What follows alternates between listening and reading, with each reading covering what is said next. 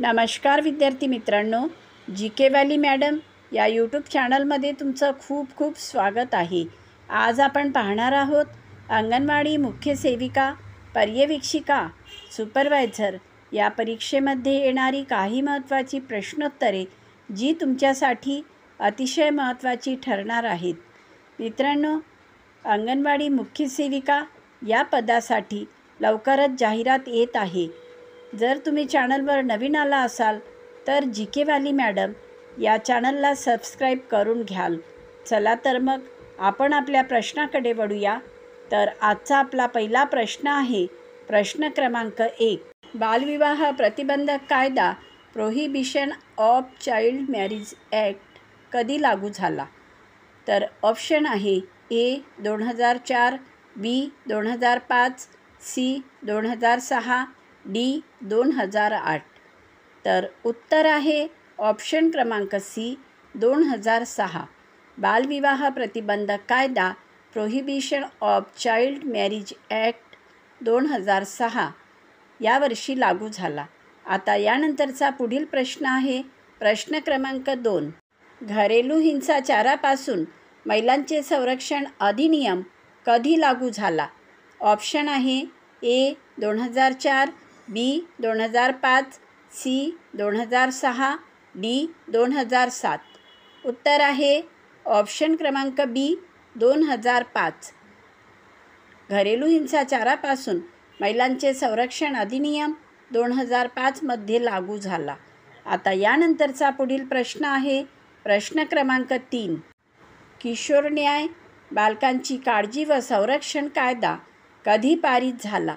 Option आहे ए 1999, बी 2000, C 2006, D 2015। तर उत्तर आहे ऑप्शन क्रमांक डी 2015। किशोर न्याय, बालकांची काळजी व संरक्षण कायदा 2015 मध्ये पारित झाला। आता यानंतरचा पुढचा प्रश्न आहे प्रश्न क्रमांक 4, गर्भधारणापूर्व व प्रसूतीपूर्व निदान तंत्रज्ञान PCPNDT कायदा कधी लागू झाला? ऑप्शन आहे ए 1992, बी 1994, सी 1995, डी 1998। तर उत्तर आहे ऑप्शन क्रमांक बी 1994। गर्भधारणापूर्व व प्रसूतीपूर्व निदान तंत्रज्ञान PCPNDT कायदा 1994 मध्ये लागू झाला। आता यानंतरचा पुढील प्रश्न आहे प्रश्न क्रमांक 5, पोश act sexual harassment of women at workplace कधी लागू झाला? ऑप्शन आहे ए 2010, बी 2011, सी 2013, डी 2014।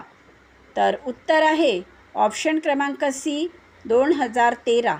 पोश act sexual harassment of women at workplace 2013 मध्ये लागू झाला। आता यानंतरचा पुढील प्रश्न आहे प्रश्न क्रमांक 6, बाल कामगार प्रतिबंध व नियमन कायदा कधी पारित झाला? ऑप्शन आहे ए 1984, बी 1986, सी 1988, डी 1990। उत्तर आहे ऑप्शन क्रमांक बी 1986। बालकामगार प्रतिबंध व नियमन कायदा 1986 मध्ये पारित झाला। आता यानंतरचा पुढील प्रश्न आहे प्रश्न क्रमांक 7, बाल हक्क संरक्षण आयोग अधिनियम NCPCR ॲक्ट कधी लागू झाला? ऑप्शन आहे ए 2003, बी 2004, सी 2005, डी 2006। उत्तर आहे ऑप्शन क्रमांक डी 2006। बाल हक्क संरक्षण आयोग अधिनियम NCPCR ॲक्ट 2006 मध्ये लागू झाला। आता यानंतरचा पुढील प्रश्न आहे प्रश्न क्रमांक 8, महिला आयोग अधिनियम महाराष्ट्रात कधी लागू झाला? ऑप्शन आहे ए 1991, बी 1992, सी 1993, डी 1994। तर उत्तर आहे ऑप्शन क्रमांक सी 1993। महिला आयोग अधिनियम महाराष्ट्रात 1993 साली लागू झाला. आता यानंतरचा पुढील प्रश्न आहे प्रश्न क्रमांक 9. ICDS योजना कोणत्या मंत्रालयाखाली येते? ऑप्शन आहे ए. आरोग्य मंत्रालय, बी. महिला व बालविकास मंत्रालय, सी. शिक्षण मंत्रालय, डी. सामाजिक न्याय मंत्रालय. तर उत्तर आहे ऑप्शन क्रमांक बी. महिला व बालविकास मंत्रालय. ICDS योजना ही महिला व बालविकास मंत्रालयाच्या अंतर्गत येते. आता यानंतरचा पुढील प्रश्न आहे प्रश्न क्रमांक 10. क्रॅडल बेबी स्कीम कोणत्या उद्देशासाठी सुरू करण्यात आली?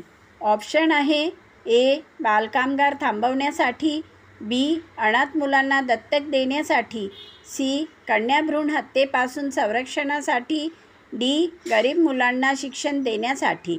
तर उत्तर आहे ऑप्शन क्रमांक सी.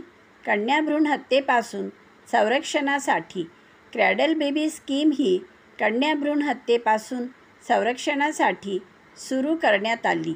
आता यानंतरचा पुढील प्रश्न आहे प्रश्न क्रमांक 11.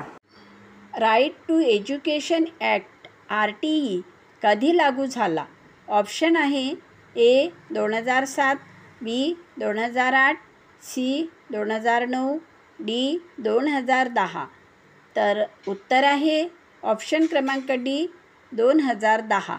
Right to education act RTE 2010मध्ये लागू झाला. आता यानंतरचा पुढील प्रश्न आहे प्रश्न क्रमांक 12. मॅटर्निटी बेनिफिट ॲक्ट कोणत्या वर्षी पारित झाला? ऑप्शन आहे ए. 1960, बी. 1961, सी. 1972, डी. 1981. तर उत्तर आहे ऑप्शन क्रमांक बी. 1961. मॅटर्निटी बेनिफिट ॲक्ट 1961मध्ये पारित झाला. आता यानंतरचा पुढील प्रश्न आहे प्रश्न क्रमांक 13. The protection of children from sexual offences act POCSO कधी लागू झाला? ऑप्शन आहे ए. 2010, बी. 2011, सी. 2012, डी. 2013. तर उत्तर आहे ऑप्शन क्रमांक C. 2012. The protection of children from sexual offences act POCSO 2012मध्ये लागू झाला. आता यानंतरचा पुढचा प्रश्न घेऊया प्रश्न क्रमांक 14. नॅशनल फूड सिक्युरिटी ॲक्टमध्ये गर्भवती महिलांना कोणत्या प्रकारचे लाभ दिले जातात? ऑप्शन आहे ए. फक्त आर्थिक सहाय्य, बी. फक्त आहार, सी. पोषक अन्न व मातृत्व लाभ, डी. फक्त औषधोपचार. तर उत्तर आहे ऑप्शन क्रमांक सी. पोषक अन्न व मातृत्व लाभ.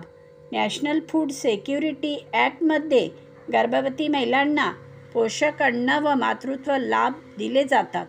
आता यानंतरचा पुढचा प्रश्न घेऊया प्रश्न क्रमांक 15. ज्युव्हनाईल जस्टिस बोर्डची रचना कोण पाहते? ऑप्शन आहे ए. राज्य सरकार, बी. जिल्हाधिकारी, सी. उच्च न्यायालय, डी. केंद्र सरकार. तर उत्तर आहे ऑप्शन क्रमांक ए. राज्य सरकार. ज्युव्हनाईल जस्टिस बोर्डची रचना राज्य सरकार पाहते. आता यानंतरचा पुढील प्रश्न घेऊया प्रश्न क्रमांक 16. डावरी प्रोहिबिशन ॲक्ट कधी लागू झाला? ऑप्शन आहे ए. 1959, बी. 1960, सी. 1961, डी. 1965. उत्तर आहे ऑप्शन क्रमांक सी. 1961. डावरी प्रोहिबिशन ॲक्ट 1961 साली लागू झाला. आता यानंतरचा पुढील प्रश्न घेऊया प्रश्न क्रमांक 17. National commission for women NCW कधी स्थापन झाली?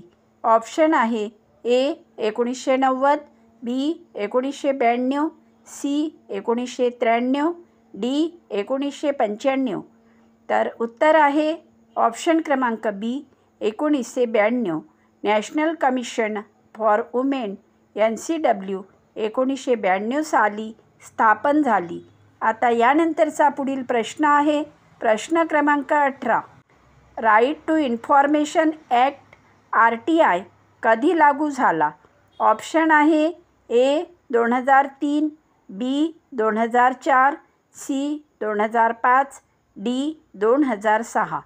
तर उत्तर आहे ऑप्शन क्रमांक C 2005. Right to information act RTI 2005 साली लागू झाला. आता यानंतरचा पुढील प्रश्न घेऊया. प्रश्न क्रमांक 19. बेटिया बचाओ बेटिया पढाओ योजना कोणत्या वर्षी सुरू झाली?